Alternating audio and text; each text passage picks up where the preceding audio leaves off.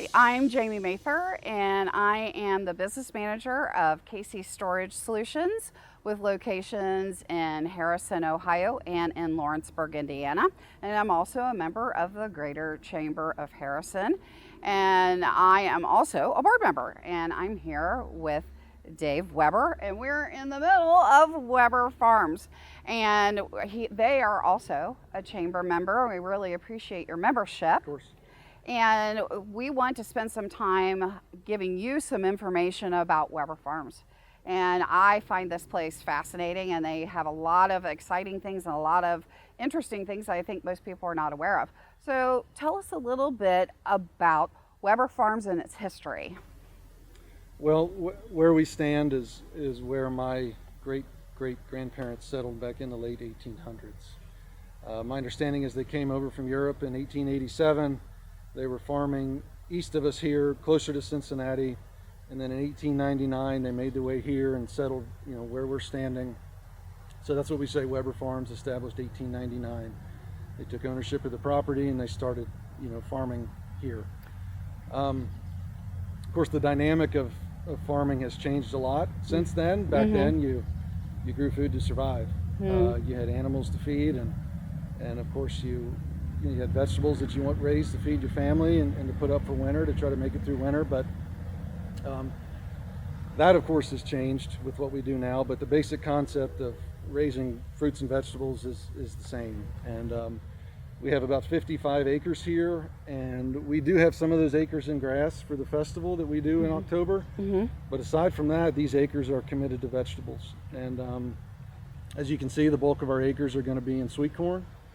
But we have a number of different things as well: tomatoes and potatoes and green beans and cucumbers. Okay, so with all of those vegetables, and I think you have some fruit as well, you have a market.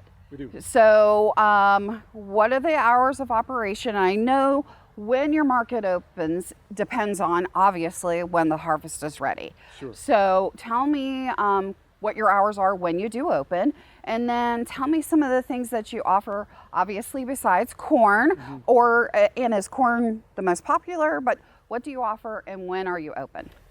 We try to open around July 1. Okay. Of course, Mother Nature will have her say in that, but our hours will be 9 to 6 once we do open, and we'll remain open toward the end of September. Okay. Like I said, sweet corn is kind of our main attraction, I guess, so to speak. That's just a vegetable that's universally liked, as compared to maybe broccoli or green beans or what have you. But corn is unique in that it has no shelf life, and I don't know many people know that. Corn by nature is a starchy vegetable. The vast majority of corn that you see around town, around the state, around the country even, is field corn. It's grown for animal feed. Right. Sweet corn is different. We harvest it at an immature state when sugars are at their highest. Okay. But once you remove that ear corn from the plant, those sugars will start to turn to starch. So yeah, you can keep it cool, you can put it in the fridge, you can delay that, but you can't stop it. So we get that question a lot in our market. How long can I keep your corn? And that's subjective. You can. It may look exactly the same days later, but it's not going to taste the same. So yeah, you want to eat it as quick as you can, and that's an advantage that we have here, is that we can pull this corn fresh each morning. We can get it to you that same day. That's really an advantage that we have here. And what else do you guys offer besides corn? Tomatoes are very popular, and like you say, we do have the fruit. We have the blackberries, raspberries, and a bunch of supplemental things: potatoes and cantaloupe and watermelon and green beans. There's a long list that's on our website. And I noticed some flowers. Right, we do a fair amount of cut flowers as well, which has really been popular here as of late. Now, do you do them in arrangements, or do you just offer them as okay? Yep. All right. Yep. And I think I've noticed some maybe fresh eggs as well. So you have a little bit of everything, don't you? We don't have the chickens, but they're local, and of course, I think what's unique about our market is, in terms of produce, everything that's sold there we raise here. We don't buy and resell in terms of produce. Right. But you're right. There are eggs and jams and jellies and honey and I think I things saw like salsa that. one time. Salsa, of course. But yeah, those are more supplemental items, but yeah, you can find them in our market. So, obviously you talked a little bit about Mother Nature. I'm sure you have right now in this area, we are experiencing a drought. What are some of the challenges that you guys are facing as a family farm? I think a lot of our challenges are similar to what any small business would face. We strive to do better each year, and our market is open 90 days a year, so that's kind of a blessing and a curse. And we are blessed to be in a location to where we are able to have an on-farm market. A lot of places don't have that. And as much as we envy that quiet, peaceful setting that you may associate with a normal farm, yeah, we're on a busy road, but in the middle of the summer, that's kind of a blessing in that we don't have to travel very far to move this produce, because you have a really tight window to when you can sell this, just in terms of perishable food.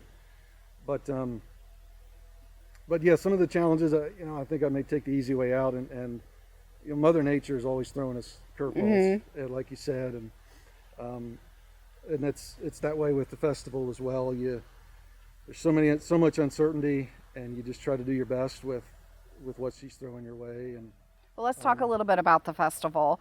When is for those that don't know, they have a pumpkin festival that is super, super well attended. And when is your pumpkin festival for 2023? When is it going to be held? It's October 21 and 22. Okay. It's always that third full weekend of the month. Right. And so again, it's an outdoor event. It is.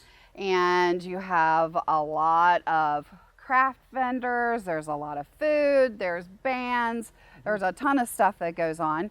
But you told me that there's some nonprofits that are able to use it as their fundraisers, so that's a great event. So it's a wonderfully attended event, I do know that. Well, I hope you guys learned more about Weber Farms, and Weber Farms is located at 6085 Kilby Road, but you can't miss it because they got a big red sign on Kilby Road that says Weber Farms, and it says open for the season, and it'll actually say like if you have corn or tomatoes or whatever that they're offering. So I highly recommend that you come and visit this family-owned local farm that is really a terrific asset to this community.